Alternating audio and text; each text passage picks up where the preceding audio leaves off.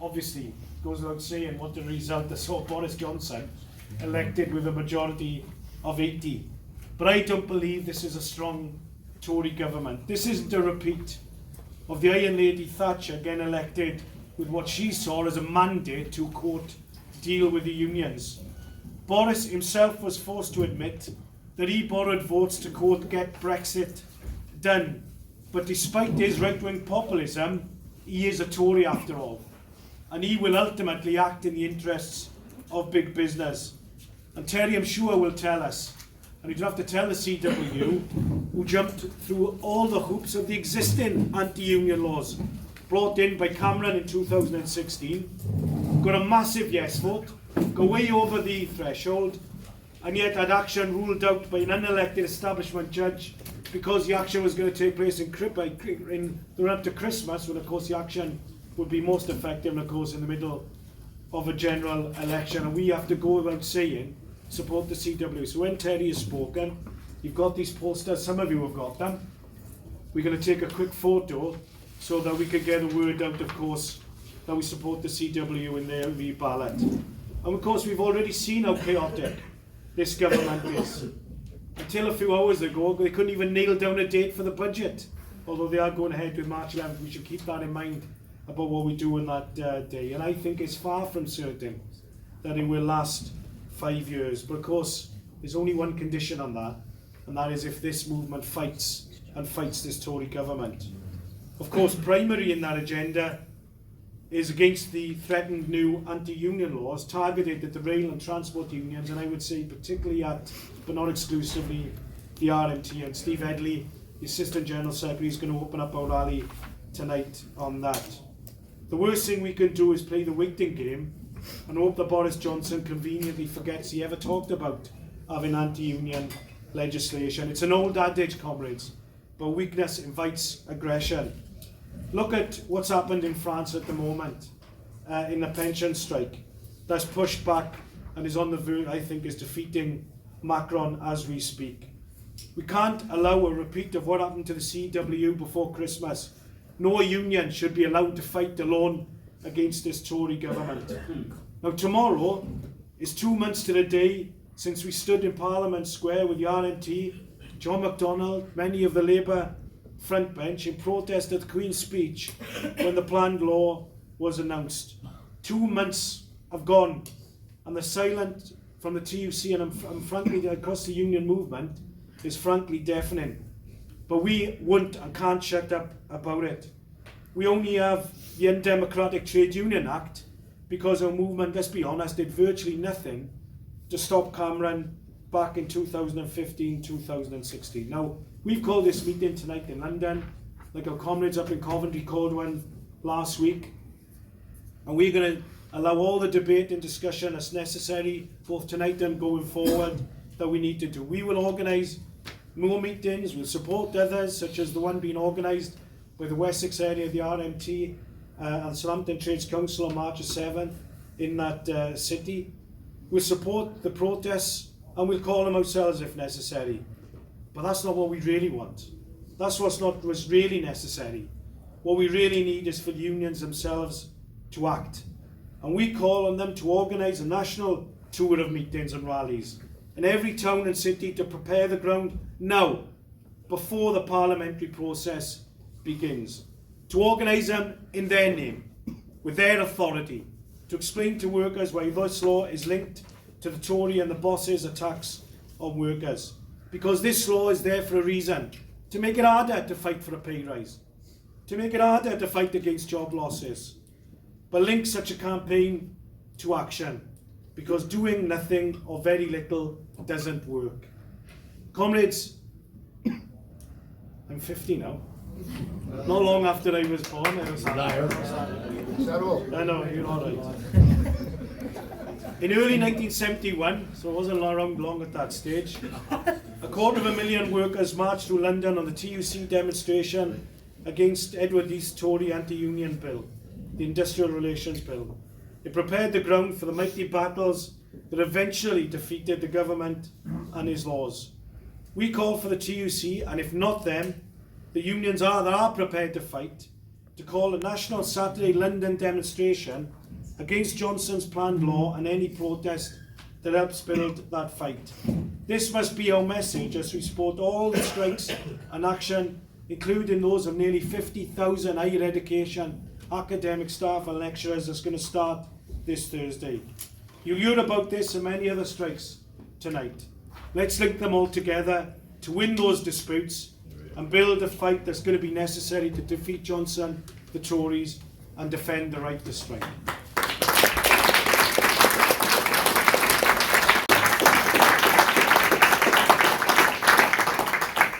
Well, thank you for the invite, comrades, and I bring you greetings from our General Secretary, who couldn't make it tonight because of his birthday, and from our executive committee. I know who wouldn't want to spend their birthday with you lot. The executive committee of the RMT as well, who Bob Crew didn't actually. I'll correct you, Rob. Bob Crew didn't form the NSSN.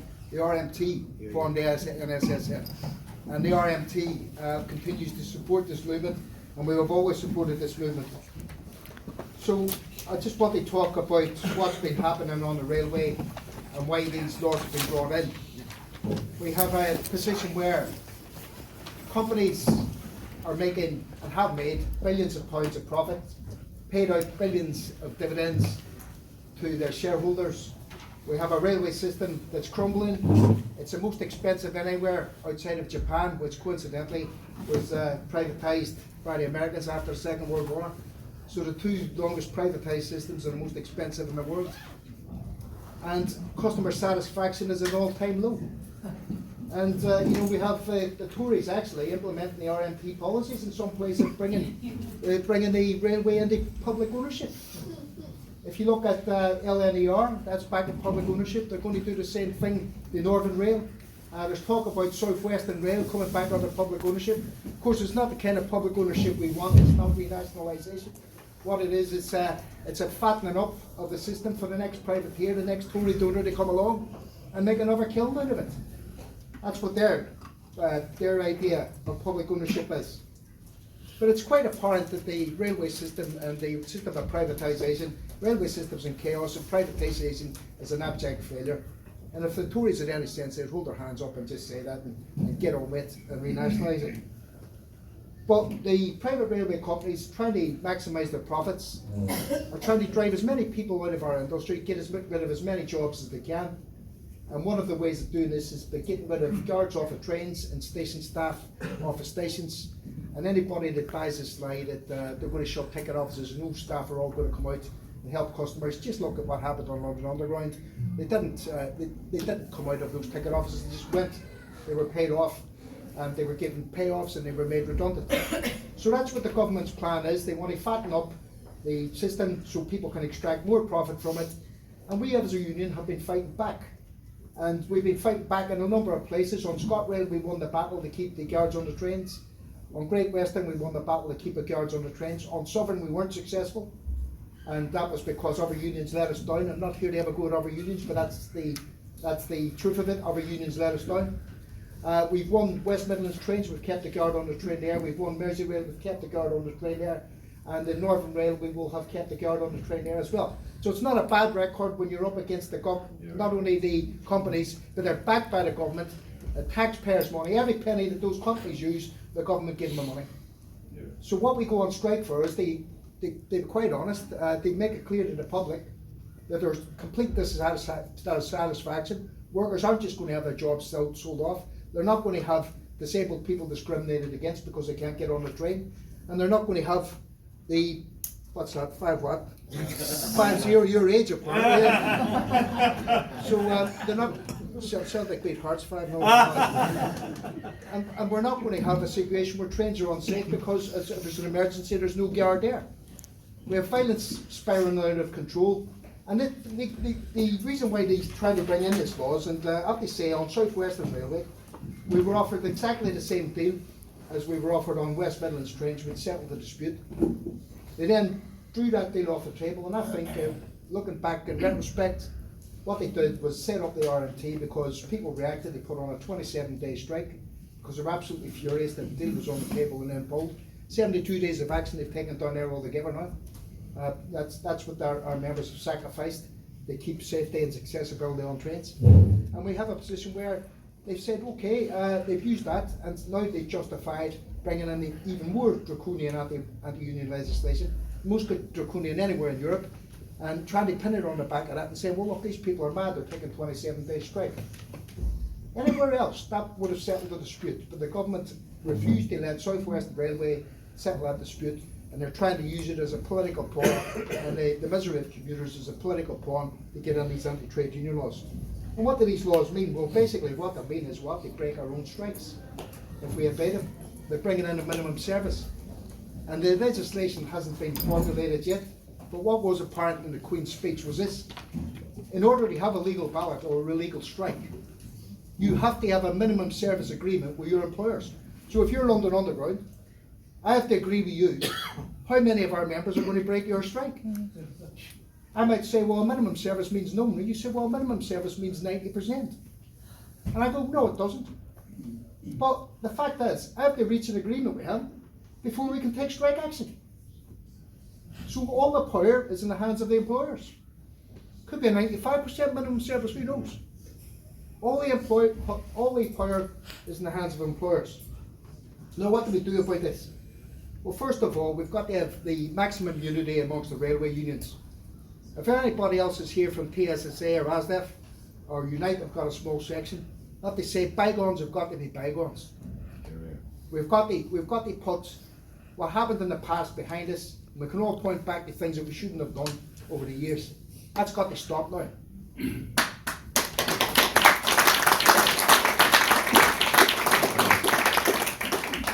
Because what Boris Johnson is, he's a person who's very conscious of the place he wants to be in history, how he's remembered in history. He's got an ego the size of the Titanic, and he probably thinks it's just as unsinkable. But he's there now, he's 80 majority, and he's thinking, I want my Margaret Thatcher moment. I want to take on the trade unions. I want to have the moment where Thatcher smashed the trade unions and will be remembered in the history books. And what that did as well for our class, when the miners were defeated, the strongest union, everybody's heads went down for about 10 years before it picked up again, the class struggle picked up again. By the way, that was us as well, the signal workers dispute. If people remember 1989, that was the first major fight back against the Thatcher government, and was an excellent success. So what we can't do is let it happen, that we go down and we are isolated like the miners were isolated. And it's going to mean reaching out to groups like this, other trade unions and the whole trade union movement. And by the way, we make a demand on the TUC, but it's not just enough to make a demand on the TUC, because the TUC are hoping, right, that Boris Johnson, if we don't kick up about this, Boris Johnson's going to forget that he said it in the Queen's speech. I mean, that's their strategy. Shh. Quiet, no one will notice we're here.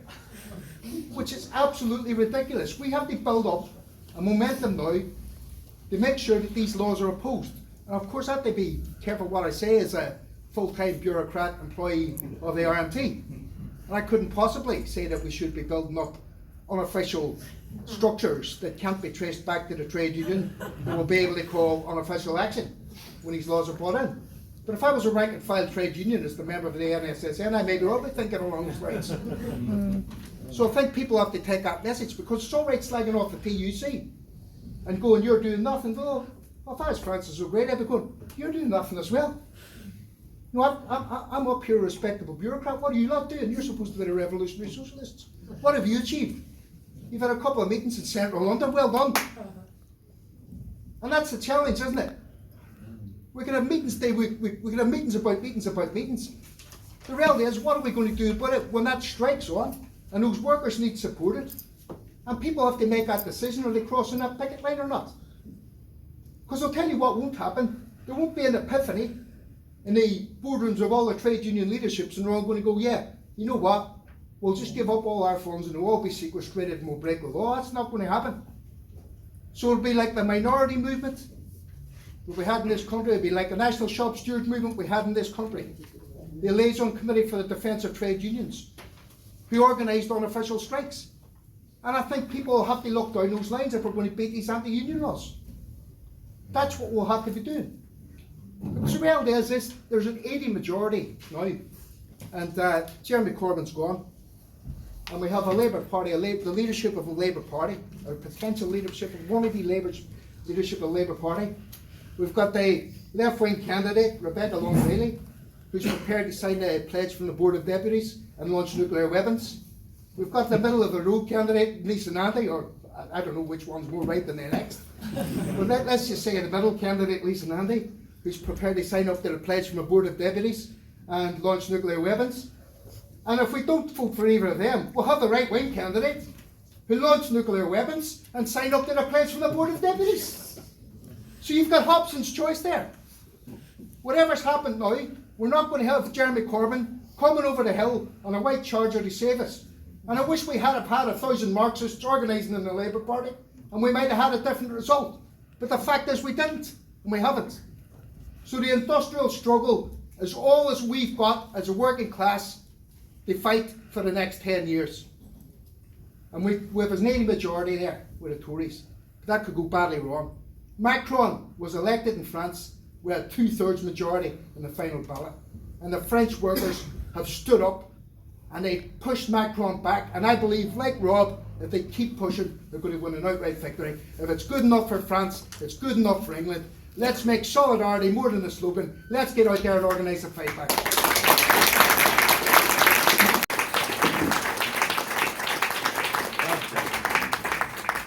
Yeah, thanks Rob, thanks for the invite and good evening everybody. Always try, Rob, it's always getting me along to these meetings to talk. I'm more than happy to do so as well and talk to grassroots trade unionists, whereas that's what it's all about. So I have a bit of a different view to Steve. I think the RMT are inspirational, but I think the whole of our history as trade unionists is inspirational. And it's always been about struggle. And yet people like us are still here, still prepared to have that fight. That's the victory. So my inspiration has been the dockers, the miners, the print workers. I don't consider those people lost. The moment you decide to fight, you cannot be beaten because you never swallowed it. That's what's important. That people stand up and get inspired enough to stand up. And we need to inspire a new generation of trade unionists. And we'll only do that if they see unions taking action, being prepared to get into the workplace and organise. And that's where there's been a failing, in my opinion. What makes a union strong is workplace trade unionism. A rep in every workplace, talking eyeball to eyeball with workers, winning them over in debates. Not just social media, as important it is, that eye-to-eye contact, win the members over, and people will be inspired and young people will come forward. Too many, in my humble opinion, have moved trade unions away to the top. And we just talk to our members via a letter and hope they pin it up on a notice board and hope that will inspire people. No, it won't. You've got to get and talk to people. So my belief is every time any one of us is taking industrial action, we're holding a mirror up to everybody. We've always been the conscience of working people, and we're holding a mirror up to other trade unionists, to the TUC. I've got strong views about the TUC as well, because if they don't step in there, and it's appropriate that we're talking about the anti-union laws, and I'm going to touch on our dispute in Royal Mail. I don't know why the TUC is so silent on this issue, because I tell you those laws are in danger of wiping out the trade union movement or neutralising us to staff associations, not people who fight back. And that's our battle with Royal Mail. Our dispute is about honour, it's about principle, and it's about protecting a great public service. We were privatised 5 years ago, against the will of the people of this country, privatised and sold off cheap. And we've been fighting it ever since, because we knew exactly what was going to come at us, because every privatisation you would have seen, it normally comes back, this is their start point normally, it's labour intensive, they're paid too much, and they're organised, it's a union organised, and we've got to break all three of those things. They're too organised. Got to start attacking pay, attacking jobs, attacking the trade union, weaken the trade union. We knew that was coming, and we battled for 5 years. So they came at us in 2017, and they said the answer to Royal Mail was to bring in a two-tier workforce, close the pension scheme, attack pay, attack our allowances, ask this union to sign up to pulling the ladder up on the next generation. Our challenge to our members was, you've enjoyed the terms and conditions you've held for years because of the generation before you that fought. It's your responsibility now to stand up for the next generation of postal workers. That was our challenge back. We refused to sell out the next generation. We had a national ballot. And part of the issue with privatisation, RMT, is the way they've split them up into regions. So they can't necessarily have a national ballot. We still can. And I tell you, it's a problem with the establishment that they don't like. So 2017 we balloted 111,000 postal workers. We had a 74% return and an 89% yes vote in 2017. Blew it out of the water, this new trade union law, on the bars that they've set for people. But they took us to court. They said we hadn't gone through all our procedures and our external mediation procedures. We didn't lose the ballot, but the judge said you've got to go and do that first, because they was trying to stop us take action before Christmas. So they did take it away from us. The judge said, what's your problem? Get in there. External mediation might get a deal. If you don't, you can still take industrial action. As it happened, worked for us. Because we went into them talks with a 90% yes vote behind us. The employer had to do something because they knew we would take industrial action. They do a deal with us.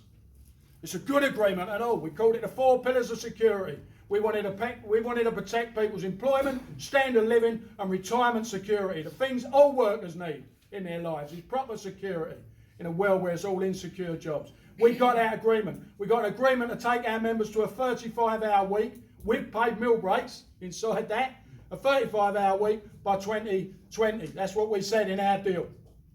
Now they've come back now, and within months, the CEO left, Moya Green. They bring in a new one, a multi-millionaire, German national, who lives in Switzerland. Been given the keys to the great British Postal Service. One of the greatest inventions of our social history. We connect everybody. Whether you live in a caravan or a mansion, you get the same service. Every single person at a uniform price. And where people are socially excluded and getting more so, we keep people included. It's treasured by the people of this country, but they want to attack it. That's what they want to do. So we had all this agreement that protected all this stuff. So they bring in this geezer, this German fella, millionaire, as I say, lives in Switzerland. It's outrageous, and the press were outraged to buy it. Even the right-wing press were outraged to buy that. Maybe there was a reason for that. And from day one, they took out all the old management team and they've attacked our agreement. That's what they're doing. That's when it's about honour and principle. It was 2018 when we finalised that agreement, and in this short time, they've moved away from it. They took the share price as down as they can possibly, as far as they can possibly get it. They're trying to renege on all those things like the 35-hour week, and I tell you, they will attack the 6-day USO, which still is in statute. That service we owe to the people of this country. We re-balloted again, this time 110,000 workers, 76% turnout, and 97.1% yes vote. Where's the democracy? They take us to court, we lose again. Rob's alluded to it. Outrageous. Postal workers who work in the delivery office that serves their home address have always been allowed to take their own mail out of frame. We're encouraging people, take your ballot paper out, get it back as quick as possible. Don't go and stick it behind the clock on the mantelpiece, get it out and return it. They construed that as us trying to get back to a workplace ballot. That's what the judge said. Now, we're the only union that can be challenged with that. No other union can go and get their ballot paper out of the office like that. But you know there was a general election called after our ballot. That's what that was about. It's a stitch up. That's what it is. And they are attacking our union financially. We had unofficial action in Bootle. I'm going to rush this, Rob. I'm under pressure now. We had an unofficial industrial action in Bootle because a manager racially abused one of our members and his fellow workers walked out, and rightly so. That's what happened. And our union refused to repudiate that. They're doing us now for £250,000. And they're trying to encourage customers to put a claim in against us as well. They're attacking the finances of a strong fighting union because they know they can't do the damage they want to do unless they take us out. So we're re-balloting again. And it will be the third one. And it will be a massive yes vote again. And they will take us to court and they will try and beat us. I'll tell you now, you want to talk about democracy, and this is what people like the TUC and other people need to get hold of. You talk about democracy, I'll tell you now, all of the dictators in history, the worst dictators in history, They never had problems with industrial relations or trade unions because you weren't allowed to exist. Democracy is our right to withdraw our labour. And we're having to go through these hoops and these ballots, and even when we do it with massive returns like that and massive yes votes, they are still finding ways to block us. If that ain't enough for this TUC to get off its knees, then I don't know what else. All right? Thanks for listening. I'm sorry I'm going to say.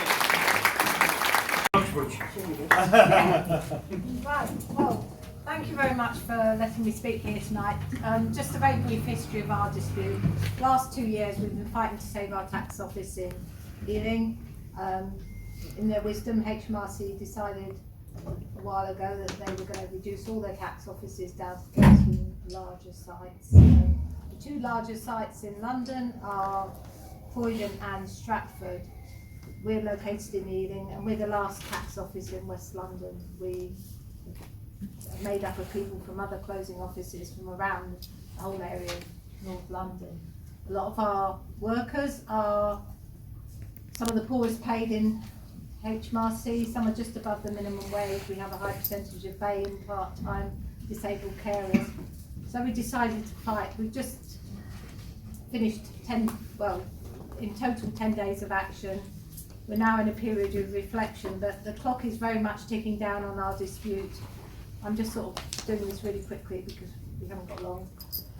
So we're just now reflecting on what we can do. We are facing very shortly redundancy notices, and the timetable on that is very, very short. So we are just trying to decide how we can make the biggest impact, to get the most publicity, criticise our dispute and just to get it out there. And I just want to say thank you to everybody who's part of this network, because I've recognised some faces here. We've had absolutely strong support from our local trade union councils, Ealing and Hillingdon. And without you, the sort of message about our dispute wouldn't have got out there, and the support that we have had wouldn't have got out there. So what we are planning, one of the things we are planning is to take it to Parliament. We want to go and dispute outside Parliament. We want to protest outside our own building, which is in Parliament Street. And we want to get the attention of our Chief Executive, who really is not listening to us at all. And we want to do anything we can in these sort of last few weeks, months of before, you know, an enforced closure is forced on us. So that's it. We're fighting on. We're fighting on. Well done. Yeah.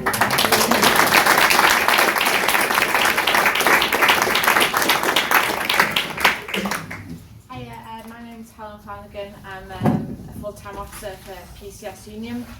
I cover now the Foreign and Commonwealth Office, and I'm covering the interserve workers who are now on strike for a month of February.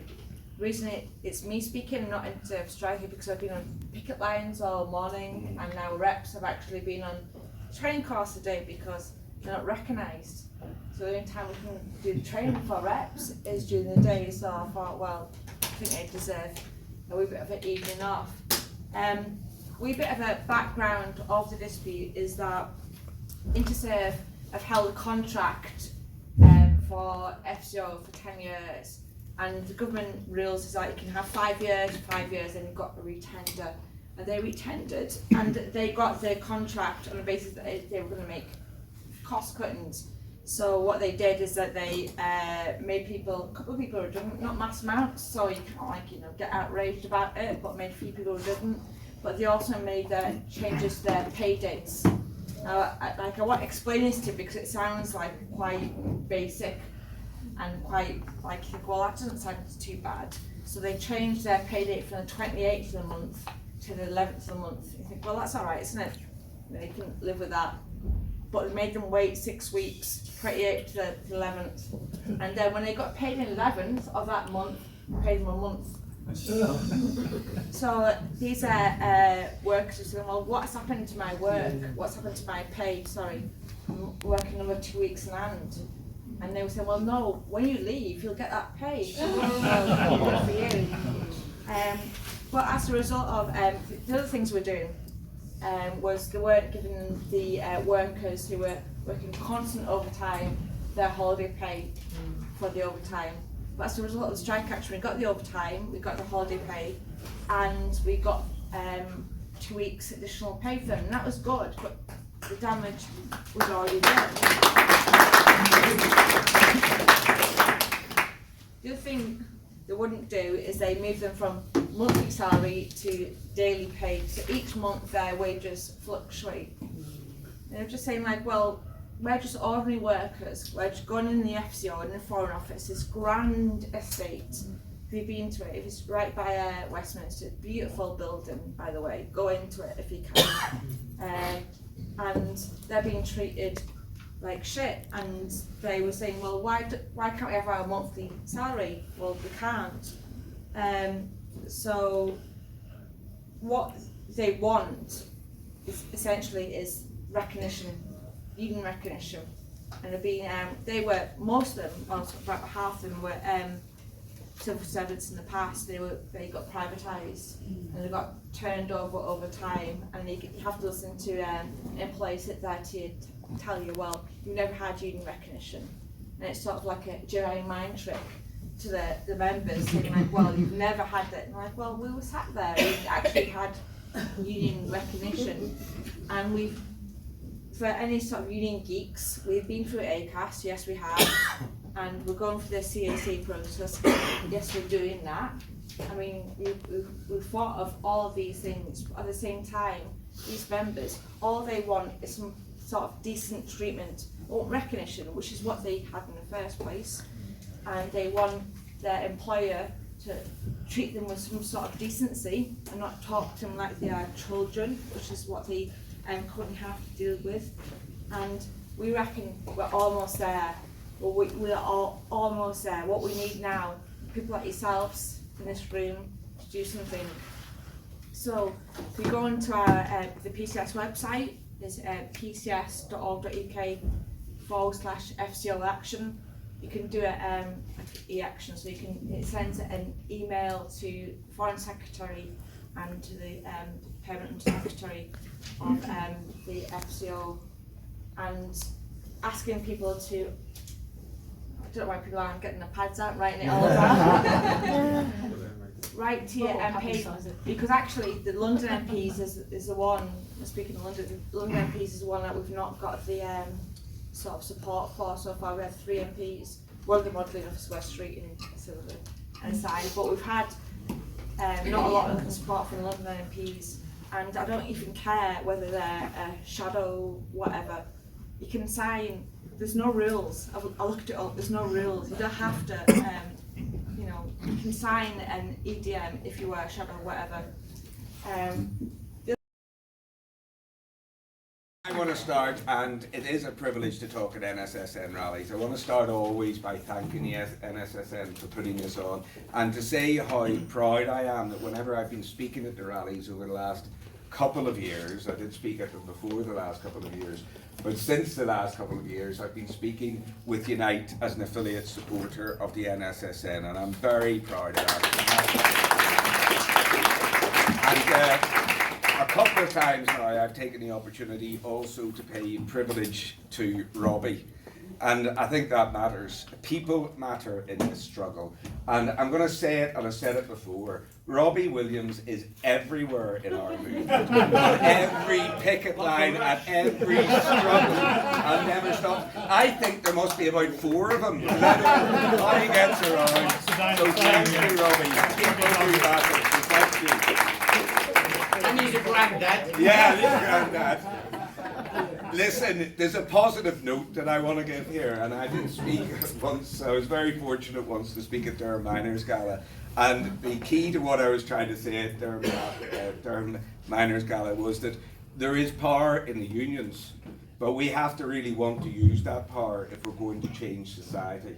And that means that we have to link things within the unions. We can't operate in silos. We can't say our industrial disputes are over here, our shop stewards are here, our political action is here, our legal support is here. We have to operate together within a union to understand the power of what we have. And then we have to operate together as sister unions to understand the power of what we have. Unite in the last 3 years, comrades, has had over 1,000 industrial disputes.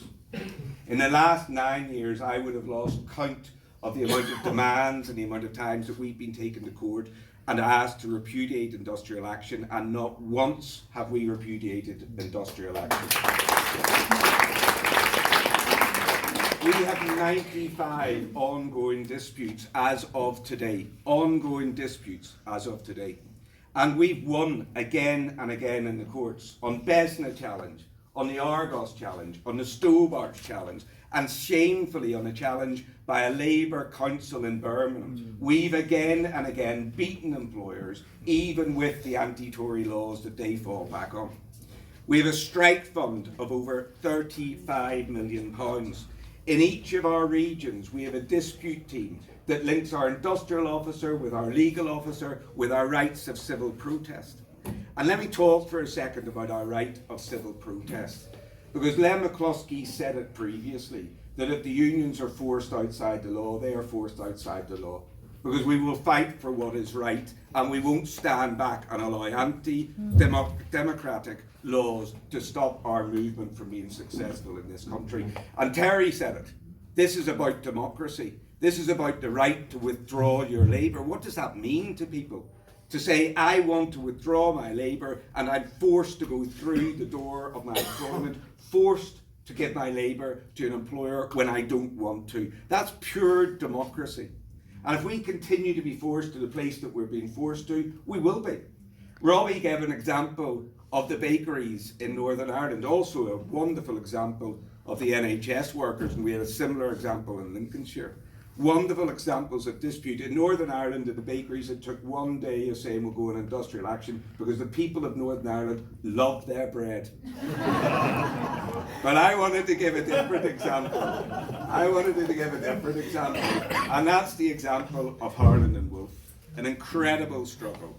Incredible struggle in a sector where, under being no doubt, the government and the establishment are trying to drive our involvement in that sector down.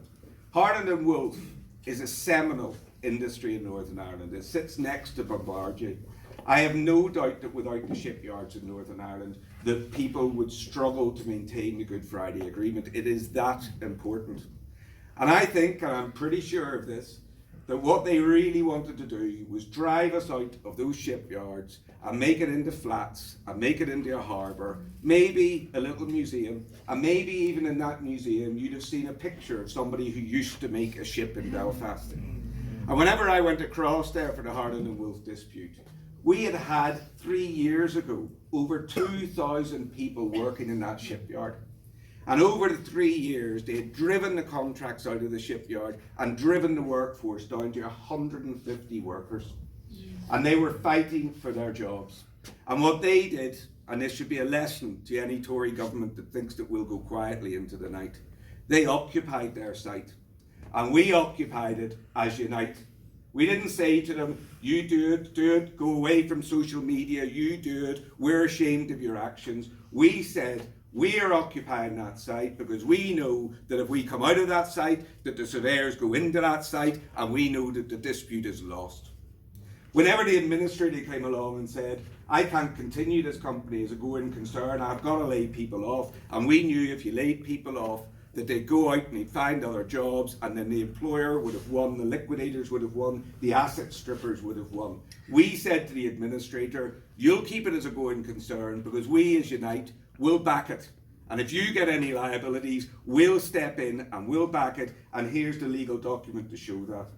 And we worked hand in hand with the GMB to produce that result. And what happened? Harland and Wolff is saved. They walk back through those doors, back through those gates. It's got contracts coming back into its doors. It's got jobs being created in East Belfast, and it's showing in Northern Ireland the real power of the trade unions. And comrades, on every picket line in Northern Ireland, you only have to follow Twitter. On every picket line in Northern Ireland, you will see the Harland and Wolff workers at every picket line with their banners telling people that they have their solidarity and their support. And that's what matters going forward. And don't let any of us think of the defeat in the general election that we should step back out of politics. That's a dangerous message. a dangerous message to say the unions are too involved in politics. We've got to step forward. People have got to understand that you can have a conversation with the wealthiest of bosses who've been given hundreds of millions of pounds and are prepared to tell workers to swallow inflation for the same reasons as why we have workers in McDonald's and TGI Friday on 0-hour contracts. And that's because the politics of today allows that to happen. It's the same politics that tells a Labour council that they can use anti-trade union laws to try and beat workers who are just trying to save their jobs and save their income. The same politics that tells a Labour council that it's okay to go to war against care workers who are already on the most precarious of terms and conditions. That's the politics that we have to change. And that's where the trade union movement needs to step forward. Find in each and every one of our communities our young champions who understand that industry and politics are together, that you cannot have a struggle without the politics of today saying that it's okay to rip from the hands of our young, create the debt and deny our people justice in their workplace without the politics that we're seeing in Westminster today. And we've got to believe we can change it. Now, comrades, I started by saying that people matter and Robbie matters and he's a special man. But it would be wrong of me not to pay tribute to Cathy Smith, who's here today, and Kaz, who you I'm not going to talk for Cathy in respect of our dispute, other than to say 8 months, extraordinary, 55 workers standing up for terms and conditions, and they won. But I will say this. I don't know if I've seen a braver person in all of my time in the trade union movement. Cathy stood up against vicious victimisation, a vicious employer who has at times thought that he could just work out in Cathy, and in working out in Cathy, he'd remove all of the collective strength of workers at Bromley Library, and that employer has been proven to be wrong. So I want to finish by paying tribute to Cathy and thanking her for everything that she's done for not just her members, but for our movement, and what a victory Bromley Library has been. Thank you. That's not starting me off very well. Thank you, Howard. Yeah, I'm Cathy Smith and I'm the proud Unite branch secretary of Bromley Local Government, a vicious right-wing Tory council who wanted to become a commissioning council. And what that means is you privatise all your services, statutory or not, because what you have to do, that service has to be provided, but it doesn't have to be provided by the local authority. So they were at that stage talking about going down from 3,500 workers to 300 workers. We took that fight on. That was about 2 or 3 years ago. We had 2 magnificent marches in Bromley with the Fire Brigade Union fire engine at the front. The biggest marches that Bromley have seen, blocking the roads in the middle of a Saturday afternoon. We had Len McCluskey on top of the fire engine, offering the leader of the council, if he wanted to bully someone, that he could come on there rather than me. So it was a really, Howard was there, most of the people at the top of Unite were there on the march, and it was brilliant. We come down to the present day, which we were seeing the library privatised. We fought that privatisation as hard as we could, but actually the privatisation went through. I used to say to the workers in Bromley Library that none of what we'd done prior to being privatised was wasted, because any employer walking into Bromley Libraries knew that when I went in and said, you do that and I'll ballot, I would ballot and we would get a yes vote, and we would go out. So you win you might lose a battle, but you win the war. Because previous to that, Bromley Council would say, go on then. But these library workers, for some reason, which I don't quite ever understand, absolutely understood the thing that actually we have to stick together. We love our service. The library service is so important in life and in our society. I always say it's what makes our society civil. It's our last social space where you can actually go into a building. Doesn't matter what you've got, it doesn't matter if you're rich or you're poor or you're homeless. We have homeless people all day keeping warm and dry in libraries. And you can read books, you can go to all the activities we provide, and it doesn't matter. We've now lost our youth services, we've lost almost all our services. The library service is the last place, it's the last bastion of having a space that anyone can walk into, whatever, and we will fight for that service forever.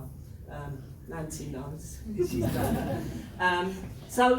We got taken over by GOL, and that's Greenwich Leisure Limited, who are a so-called social enterprise who consider themselves a workers' cooperative. It was really funny at the first meeting we had, because the person who told us he was our rep was the person who was going to run our libraries and tell us they was cutting the staff. So that's the level of a workers' cooperative that it is. You have to pay £25 to join there. You have to sign a contract that says if they're in financial trouble, you will drop your wages by 5% to help them out.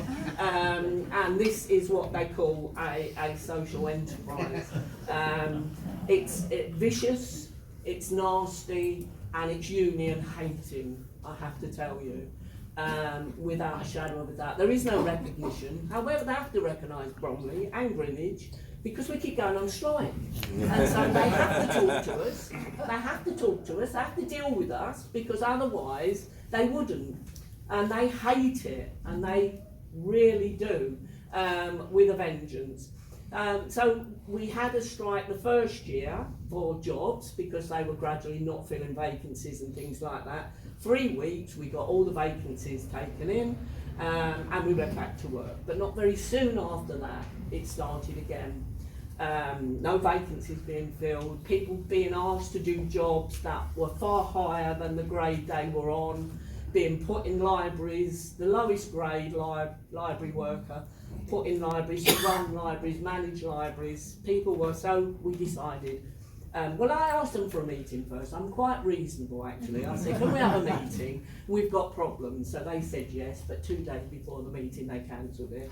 So the next one came along, and 2 days before they cancelled it. And the next one came along, and 2 days before they cancelled it. So then I wrote them an email saying, I don't want to meet you anymore. You've had your chance. I'm now going to the members, and we'll decide what we want to do without your involvement. The member, it's really funny because the next day they said we could meet you tomorrow, actually. And I told them to get lost, they'd had their chance. We met with the members voted to go out on indefinite strike. I don't think any of us thought at that stage it would be 8 months. But it was I think it was a 92% turnout with a 98% yes vote in the first one.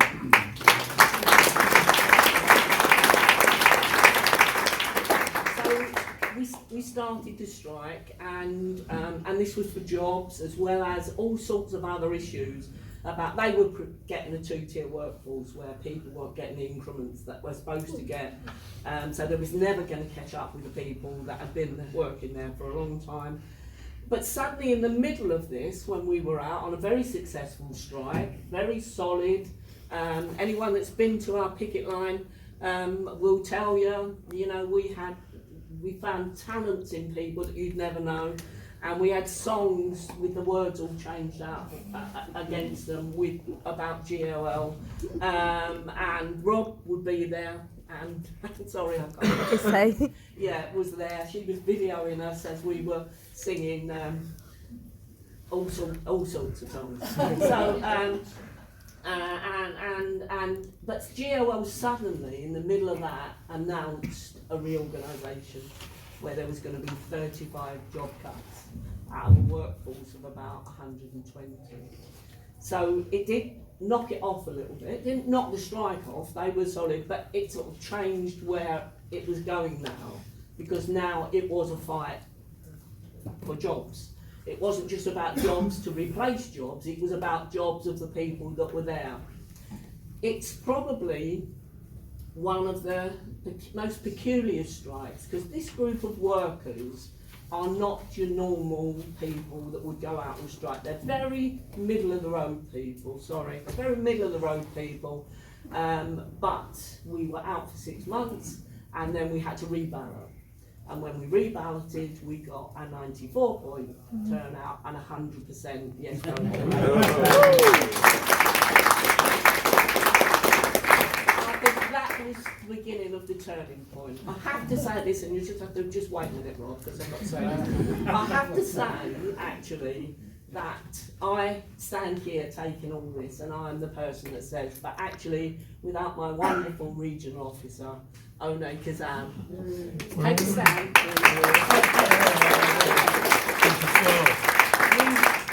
None of this would happen.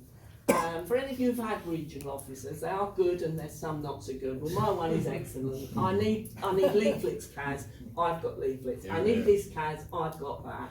All I need to do is look after the strikers and keep them out on strike. The rest of it is going on. We learnt a new way. Rather than standing outside libraries on picket lines, which they didn't mind us doing actually, we went and stood outside all their partners and social enterprise things and CILIP, which is a library thing, outside everywhere, and suddenly their names started to become toxic.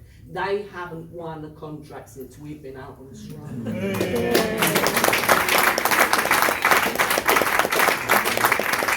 And the wonderful thing about it is we have been so great that actually they're never going to bid for another library service. They are a leisure centre company, but decided to go into libraries and try and treat them like leisure centres.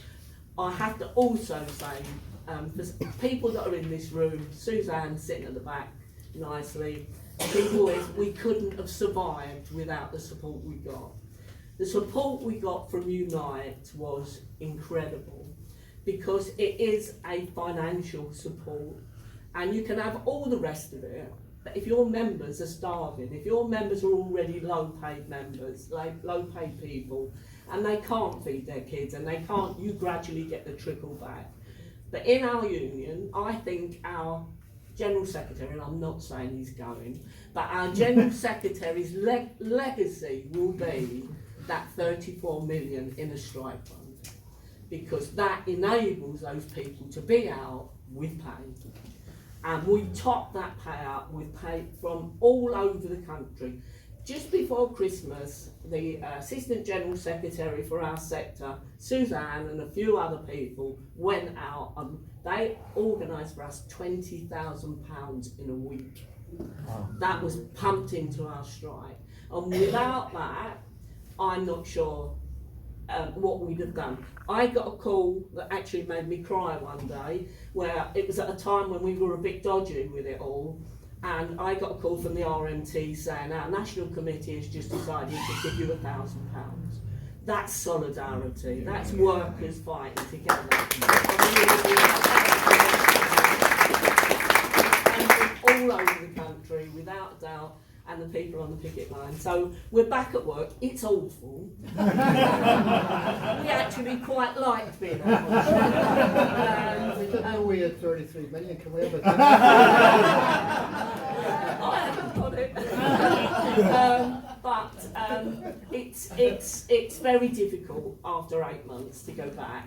And they are, as I say, a vicious employer. They are now using all sorts of tactics to try. They loved it. They had a workforce keeping the libraries open of 0-hour casuals, and that's who they wanted to keep. So they've done everything in their power to try and make the strike continue and us crumble. We didn't crumble, and in the end they had to crumble. No redundancies, all workers on the same incremental grades, spot salaries abolished, union facility time, everything we asked for. In the end, they gave, but that doesn't make it easy when we go back, because they're now trying to do everything they can to try and make it hard, make it difficult. If we could stand outside for 8 months, we certainly can play the Viet Cong inside. So, thank you very much. My brothers and sisters, I never thought I'd be at a trade union meeting where sitting with me at the top table is the boss. So it makes a nice change. But look, there are a number of disputes going on at the moment, and there are a number of wins. And I do think it is important that we celebrate every single one of our wins. I was at a previous NSSN meeting when I discussed, or I gave the news that members working in Newham as council tax benefit managers were being balloted for strike action. Well, since that meeting, I'm happy to report that not only did they vote yes, but they won their victory and they won every single thing that they were asking for, an upgrade, backdated pay, arrears. At the last meeting I spoke at, I talked about the Woolwich Ferry preparing to come out on strike yet again while we demanded insourcing of that service to TfL. And around that time, the Mayor, Sadiq Khan, had said that they would review the service and perhaps think about insourcing. Well, since the last meeting, not because of any feelings that Khan has towards trade unions, but because of what Unite done, Khan has announced that the Woolwich Ferry will be insourced, that will be coming in-house to transport. That is a victory, and we shouldn't allow Sadiq Khan for a minute to take the credit for that. The only reason why that happened was because of a Unite campaign. And I think at our last meeting, I think I've sort of got my dates right, I spoke about our members in Hackney working in as passenger escorts and drivers in the SEND service who've been taking strikeout shares, and since the last meeting, that group of workers too have won a victory, winning every single thing that they asked for. And what was wonderful about that particular dispute was how we reversed picketing. And what we said is that if you really, really want to come into work, then you can come in. We'll let you in through the gate. But when you get in the buses to take them out, we're not going to let you come out. And I'll tell you what, it worked an absolute treat. And the wonderful thing was that all of those members were involved in that dispute. It wasn't us doing it on behalf of those members. Those members took part in that dispute and those members won that victory themselves. And on GLL, on that victory, that is such an important victory, not just because it went on for 8 months, but because of the nature of GLL. Too many times we have heard that social enterprise organisations, sometimes they talk about the Preston model, are somehow a soft option as far as privatisation is concerned. Well, GLL is the example. No union recognition, 0-hour contracts and all the things that Kathy has mentioned. But I tell you what, and excuse the language, but they are now absolutely shitting themselves. Because what we've said is after the Bromley campaign, we're now looking at a national campaign against GLL. And I have had 2 phone calls from 2 separate so-called social enterprise umbrella organisations saying to me, this has got nothing to do with GLL, but we'd like to have a meeting with you to discuss how we can work with you in the future. The fact that both organisations are registered at the same address as GLL is obviously a complete and utter coincidence. The last dispute I just want to mention today is about our members in Hackney working as parking enforcement officers. Now look, I will admit, they are not necessarily the most popular group of workers, apart from when they take strike action. But there are serious issues here. The strike is not just about pay, although that is important. They are on the London living wage, but we are demanding that they get paid more than the London living wage, because £10.75 an hour may be the London living wage, but it is not enough to live in London, which is why we are demanding £15 an hour for that group of workers. We are demanding they are outsourced by Hackney Council. And we've had a look at the terms and conditions that Hackney Council pay council staff, and that's not brilliant, but they are far, far superior to those paid by the contractor. And we are demanding parity with Hackney Council workers. And there's the con. That's how it works. When services are outsourced, the contractor comes in and says to the local authority, how much does it cost you to run that service? The local authority gives a figure, the contractor says, we'll run it cheaper, and they never tell you how they're going to run it cheaper, because apparently that's commercially confidential. But the way they do it is by poorer pay and conditions for their staff, and that's what we've rumbled here. We've done an FOI request, and guess what? Hackney Council are refusing to give that information over to us. But there was another important issue with this group of workers. We are trying to change, if you like, the image of traffic wardens, because one of the reasons why our members walked out was because over the space of 2 weeks there were 2 serious life-threatening attacks where we had dogs set on our members, quite vicious and terribly injured. And what did the employer do? It sent those staff back to the same area to work in that same area again, the very same staff who were attacked. And if you like, that was a bit of a catalyst for people to walk out. Just like we did in Bromley, we've learnt a few lessons there, and we're not just going to stand out in the cold with the pickets, sort of singing and trying to keep our spirits up. We've decided that we're going to look at every single organisation that's linked to APCOA and go along and cause a stink, which is why today we went to Uxbridge, which is a long way for us, those of us who come from South East London, where APCOA have got their HQ, and we invaded their headquarters building. And what's absolutely brilliant about it is there's lots of other companies in that building as well. They will obviously start getting angry and having a go at APCOA as well. But our members are absolutely confident of a very, very important win and a very important victory. Let me end on this point. The vast bulk of my allocation is within local government. And I think there's a bit of a test, if you like, because I watched the leadership election last night. It was on for an hour. By about past, my partner said, "Sod it, put Coronation Street on. I can't watch any more of this." For me, the question is this. For those of you who know my partner, sorry, everyone's going to do. But look, for me, the question is this, and it never came up last night, and it's about local authority cuts. That's the test for me. Where do you stand on those services? We quite rightly talk about the NHS, but local government services are just as important. Where do you stand on the issue of local government cuts? Do you stand with a position a bit like the dented shield that says it's better that Labour councillors do it rather than the nasty Tories? Or do you say we call for needs-based, legal, balanced, no cuts budgets? That's the test for me, for everybody who wants to stand ready to leadership. Thank you very much for having me.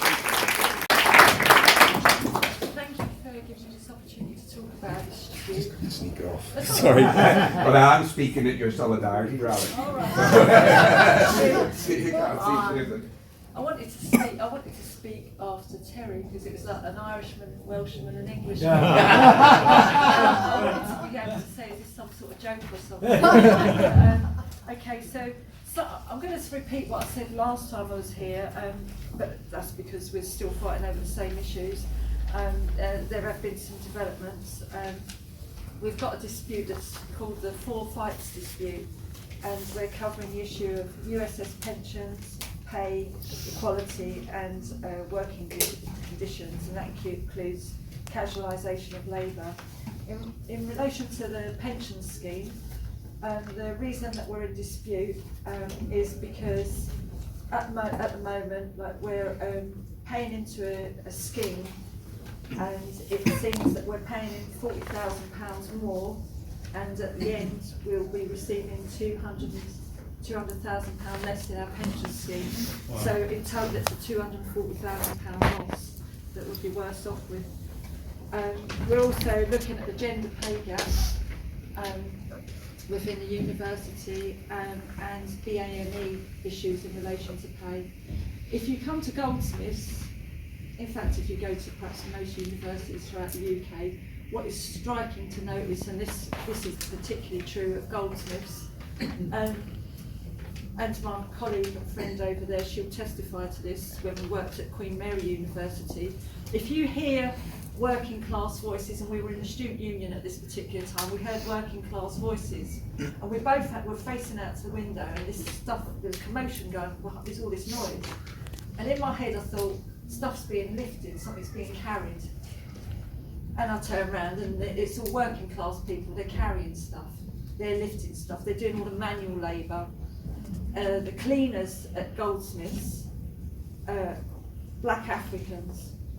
The porters are largely black Africans, and the security, black Africans largely.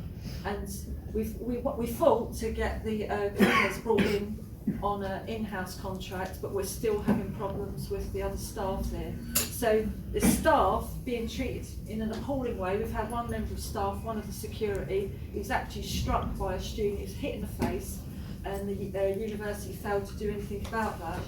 And it's what disgusts me in all of this is that we've got a university that classes itself, especially in sociological terms, as a world-class leader in terms of theory, academic pursuits, academic excellence, and yet fails to join the dots up in terms of the way it treats its workforce. We've got a strike that starts on the 20th of February, and that will be going on for 14 days. There's a break in between, but some people are confused about why we're striking during reading week, because obviously like students will be out. So what's the point of like having that picket line then? But the reason for that was so that we could do something nationally, so that we could all link up nationally, so that we're different picket lines going on at different times across different universities. The unions have been discussing these four issues with employers since July 2019, but it wasn't until November 2019 that the University and College Employers Association began to take seriously the demands of its workers. At that time, 57 branches of the UCU voted in favour of strike action, at which point the UCEA entered into negotiations with the UCU. The UCU wants employers to establish limits to casualisation, to properly manage staff workload, to reduce pay inequality, and to improve the inflation pay offer. Our strategy at the moment is, in order for the employers to take seriously our demands, is to use the threat of strike action. And the strike action, obviously, that's a difficult one. Like, you know, no one wants to lose pay. And again, it's hitting a lot of really poorly paid workers anyway, because they tend to be the ones that are going out on strike. I've got to say this as well, because I can't leave it off. I always, you know, when you like think, oh, if I go home and don't say this. What I'm really struck though by our picket line is that it is the poorly paid people, but the lack of working class people that are on our picket lines. Because of the way in which the university is structured, so you've got the cleaners, you've got the porters, you've got the security, they're the working class voices in our university, and then the project I work for, Open Book, and we work with people who come from backgrounds of addiction, offending, people with mental health issues, people who wouldn't have ordinarily got a chance to go into higher education. So there are some lone working class voices on that picket line. I find that a real frustration. I find it very. Am I going to be given a caution? Everyone else has, so I just want to know what it is. It's in 2 minutes. All right, I've got to quickly go through this. I find it really frustrating that there are not enough working class voices in this industrial action. It really irritates me, especially as I've got some real serious issues with the academics there in terms of the way they treat me and my colleagues, like the one over there. I just needed to say that. So the progress made so far, we're going into talks, and the talks, it says we're creating positive expectations with the employers regarding these issues, but however there's been no marked progress.